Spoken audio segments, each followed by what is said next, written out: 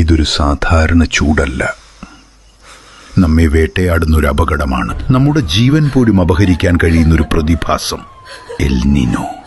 Pacific സമുദ്രത്തിലെ വെള്ളം അസാധാരണമായി ചൂടാകുമ്പോൾ ലോകമെമ്പാടുമുള്ള കാലാവസ്ഥ മാറുന്നു.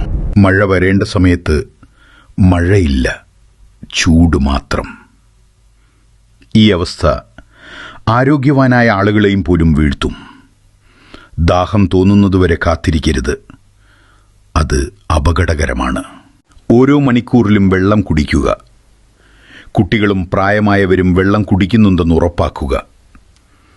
രാവിലെ 11 മുതൽ ഉച്ചയ്ക്ക് 3 വരെ ഏറ്റവും അപകടകരമായ സമയം. ഈ സമയത്ത് പുറത്തേക്ക് പോകുന്നത് ഒഴിവാക്കുക. നിങ്ങളുടെ ജീവൻ ഏത് കാര്യത്തെക്കാളും വിലപ്പെട്ടതാണ്.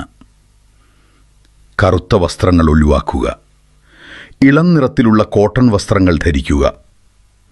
കടുത്ത തലവേദന, ബോധക്ഷയം, ഛർദി, വിയർക്കാതെ വരണ്ട ചർമ്മം, ഇവ ഹീറ്റ് സ്ട്രോക്കിൻ്റെ ലക്ഷണങ്ങളാണ്.